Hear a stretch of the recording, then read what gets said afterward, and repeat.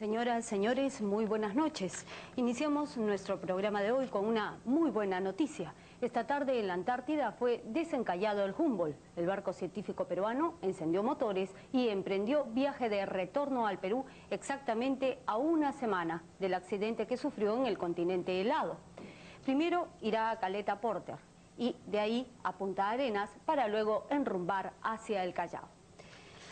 Y esta semana el mundo entero volvió los ojos hacia Venezuela. Sorprendió por un enorme y repentino estallido social que causó varios centenares de muertos.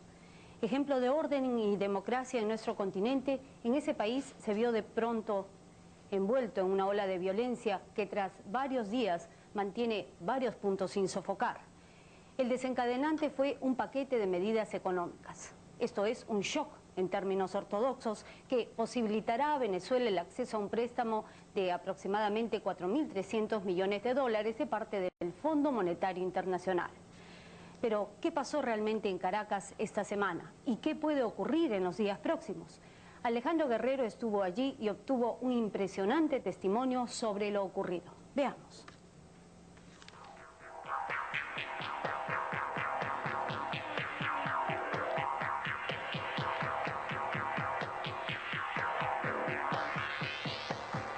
Esta semana, los ojos del mundo entero se centraron en Venezuela para sorprenderse de la forma como una pacífica y floreciente nación puede convertirse de la noche a la mañana en un torbellino de terror y destrucción, de rebelión descontrolada de las masas y escenario de una tragedia que dejará profunda huella en este país. Un conjunto de medidas económicas impuestas por un gobierno que no calculó la reacción de la gente desató en esta nación de 18 millones de habitantes, exportadora de petróleo y gobernada por un régimen democrático, 2 días de furia descontrolada de la población.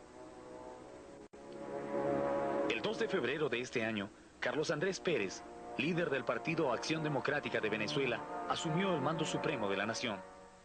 Es la segunda vez que Pérez era elegido presidente. De inmediato, el nuevo jefe de Estado y su equipo económico comenzaron a estudiar una serie de medidas económicas encaminadas a mejorar las finanzas del país, sobre todo para conseguir financiamiento internacional, para cumplir con el pago de la deuda externa de Venezuela, que asciende a 32.000 millones de dólares. El 16 de febrero, en un mensaje televisado a todo el país, el presidente anunció las medidas preparadas por su gobierno para superar la crisis. El paquete económico duplicaba el precio de la gasolina, ubicándolo a 7 centavos de dólar el litro. Se elevaban las tasas de interés bancario al 28% y se duplicaba el precio del pasaje urbano. Con el alza del precio de la gasolina, muchos productos de la canasta familiar doblaban automáticamente sus precios, pero el gobierno llamaba a la comprensión de los venezolanos. Si escogiera la vía fácil de eludir las dificultades y tratar de ocultar lo que es una realidad frente a la cual todos los venezolanos tendrán una actitud de positiva comprensión, si nos convocamos, como lo hago ahora, para conformar un país capaz de sustentarse sobre sus propios pies. Este es el salón donde sesiona el Consejo de Ministros de la República de Venezuela. En este recinto, el jueves 16 de febrero, el gobierno acordó aplicar el paquete de medidas económicas destinadas a corregir la economía del país. En ese momento, nadie sabía la repercusión que estas medidas habrían de tener en la población.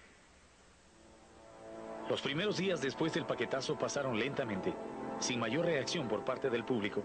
Sin embargo, el malestar comenzaba a crecer entre la gente y las primeras pintas contra el gobierno aparecieron en las paredes de los barrios marginales.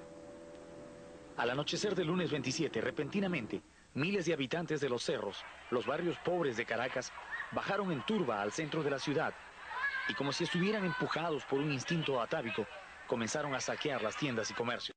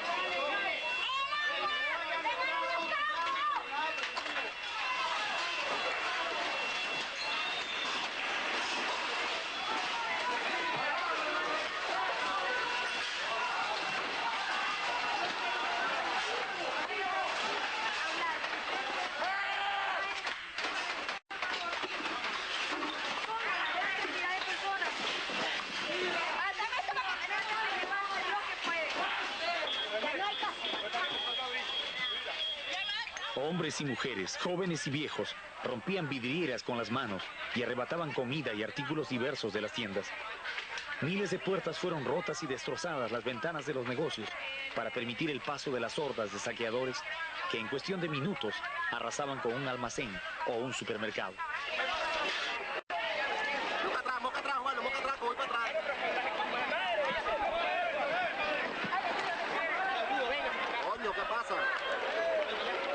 Antes de que la policía pudiera reaccionar, cientos de tiendas ya habían sido saqueadas. Sintomáticamente, la gente no entró a robar en joyerías ni casas de cambio. Los grupos atacaban los supermercados, las tiendas de comida, de ropa, de zapatos, de artículos para el hogar. Al amanecer del martes 28, Caracas era un caos. En el centro de la ciudad, los saqueadores hacían de las suyas, robando todo lo que podían cargar hacia sus casas. En un principio la policía no detenía a los ladrones, se limitaba a controlar que no pelearan entre ellos. Era tal la cantidad de gente que ingresaba a saquear que desbordaba todo control policial.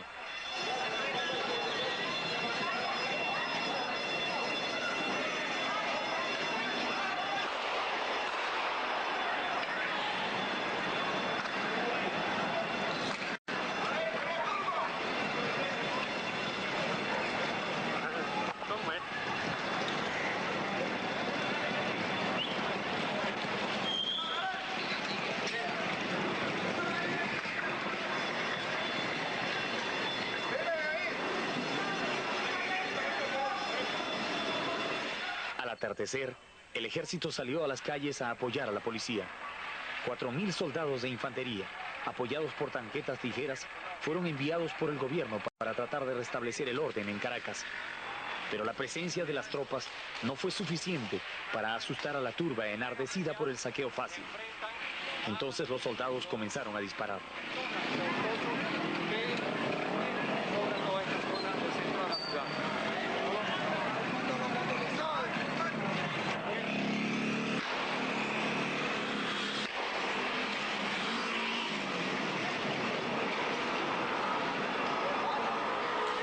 Los primeros grupos de soldados se ubicaron en las faldas de los cerros para evitar que la gente siguiera bajando a sumarse al saqueo. Los primeros disparos fueron de advertencia, pero luego tiraron a matar.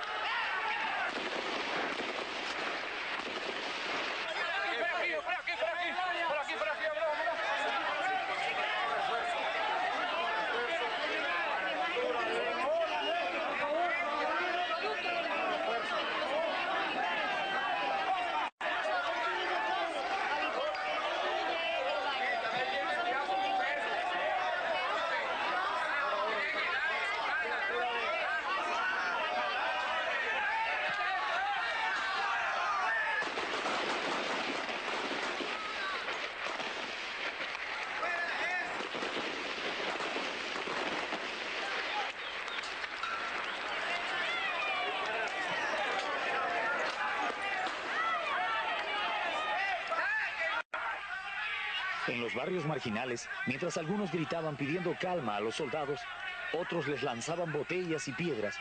En la confusión, unos caían muertos y otros heridos.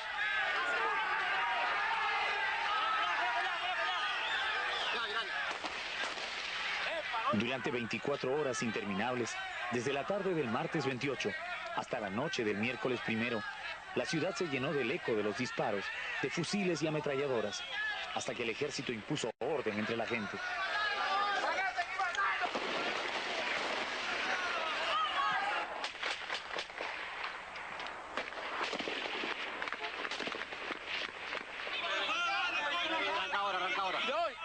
Arranca ahora.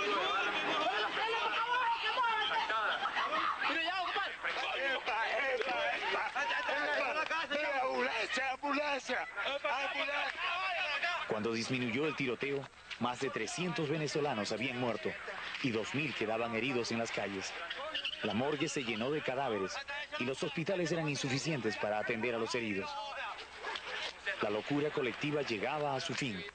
Empezaba el llanto de los que habían perdido familiares y amigos y la desesperación de buscar a los desaparecidos. Las patrullas del ejército comenzaron entonces a allanar casas en los barrios marginales en busca de la mercadería robada y a arrestar a los sospechosos de haber participado en el saqueo. Lo que estamos viendo es una muestra de la violencia que sacudió a la ciudad de Caracas en los primeros días de la semana que ha terminado. Este local, que está totalmente destruido, incendiado, arrasado, era un gran almacén donde había una gran cantidad de productos alimenticios, así como también artículos para el hogar. Todo esto se ha derrumbado a raíz del incendio que provocaron los saqueadores cuando ingresaron violentamente bajando desde los cerros para apropiarse de los bienes, de los artículos que habían en este lugar. En la parte superior de este almacén también vivían familias, habían pequeñas casas de departamentos. La gente que vivía en ese lugar, muchos de ellos murieron a causa del incendio y otros no pudieron escapar a tiempo cuando se derrumbaba este edificio que era viejo, pero que contenía muchos bienes de valor. Todo se ha venido abajo. Diera la impresión de que esto hubiera sido bombardeado, destruido, específicamente por algún tipo de armas pesadas. Sin embargo, es solamente resultado del pillaje, de la acción vandálica de la gente que el día lunes y martes bajó desde los cerros para desencadenar su furia en Caracas, la capital de Venezuela.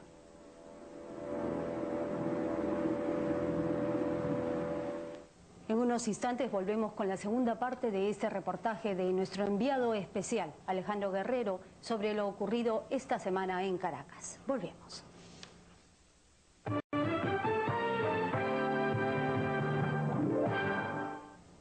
Y ahora sí, continuamos viendo el reportaje de nuestro enviado especial, Alejandro Guerrero, con la cámara de Carlos Mauriola, sobre la violencia social que sacude Venezuela y en el que, en una verdadera primicia, nuestro reportero logró declaraciones exclusivas del presidente Carlos Andrés Pérez sobre lo ocurrido en su país.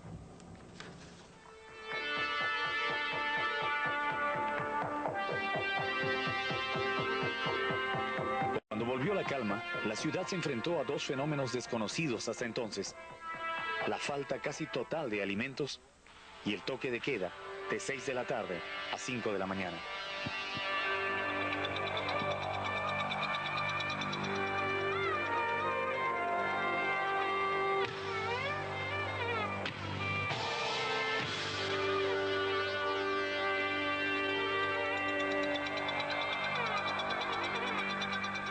Desde las primeras horas de la mañana, miles de venezolanos se congregan frente a los supermercados y tiendas de Caracas haciendo cola para comprar productos alimenticios. Esta es una situación totalmente nueva para la población de esta ciudad, que casi nunca ha estado acostumbrada a hacer cola para comprar alimentos, pero es una muestra del grave desabastecimiento que sufre la ciudad desde los desmanes ocurridos en los primeros días de la semana pasada.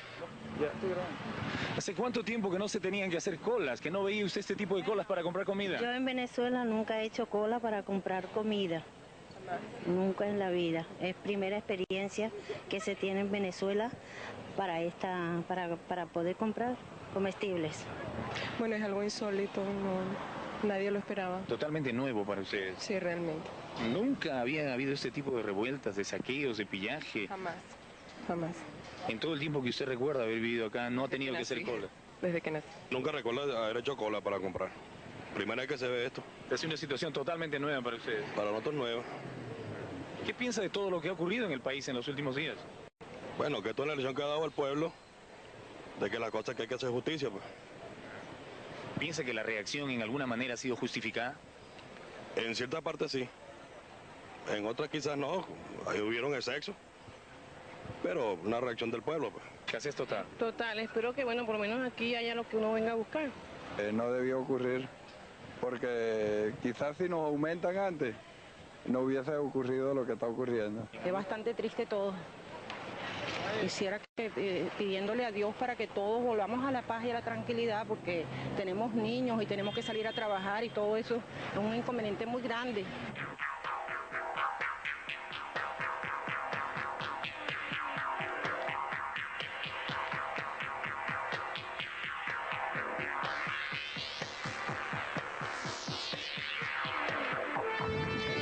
son los barrios marginales de la ciudad de Caracas. En estos cerros, donde la pobreza se disimula en el verdor del paisaje, vive la mayor parte de la gente humilde de esta ciudad.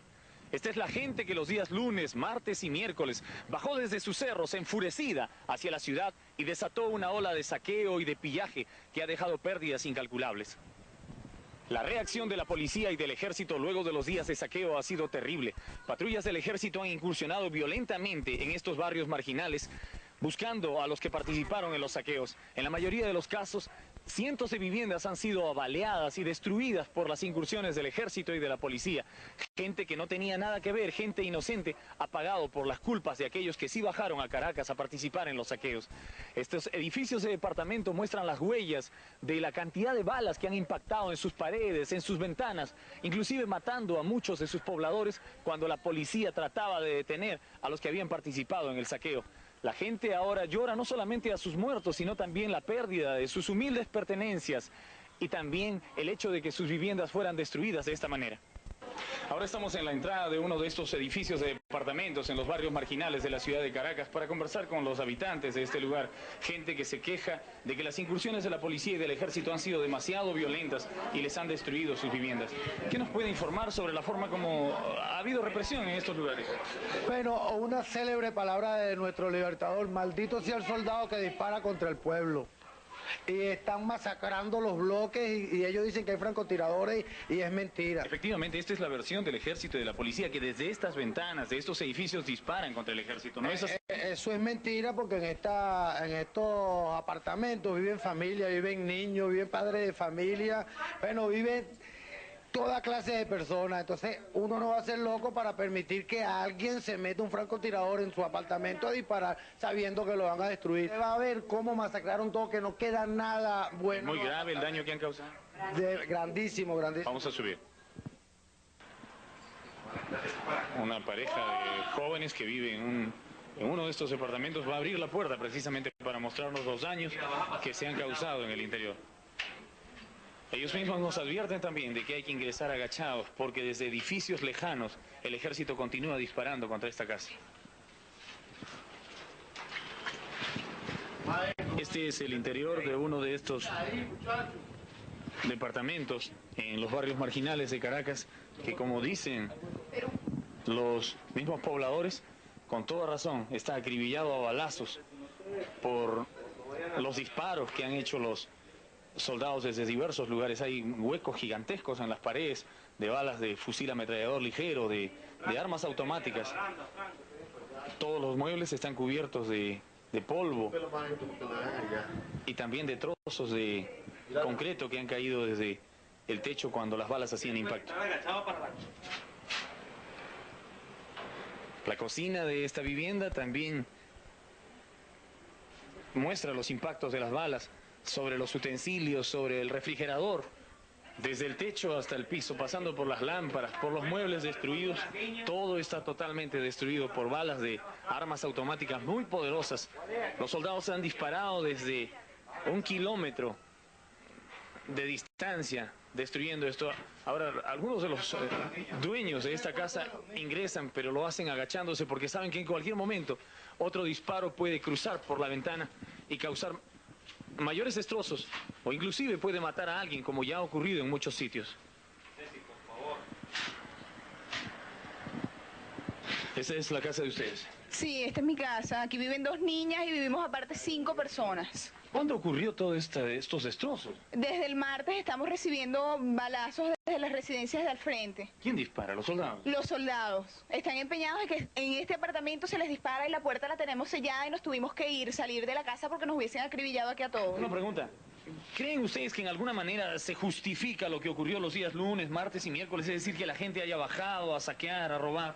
Bueno, sí se justifica porque el alto coste de la vida subió demasiado, pues entonces cuya presión no acosan demasiado, entonces el pueblo se enojó, pues. El mismo comercio es quien tiene la culpa de todo lo que está aconteciendo, porque en todos los abastos que se saquearon se consiguieron todos los elementos acaparados de la dieta del venezolano. Y no solamente eso, sino que aparte de todo eso que usted está viendo, el mismo Estado reconoce que ellos incluyeron, crearon todo este fenómeno para que ocurriera. Usted iba a comprar una semana antes de esto y decían, cómpralo hoy porque la semana que viene al triple. Y eso fue creando una tensión, pero tan bárbara, que cuando llegó el día lunes, la gente en vez de comprar lo que hizo fue que salió a la calle a saquear.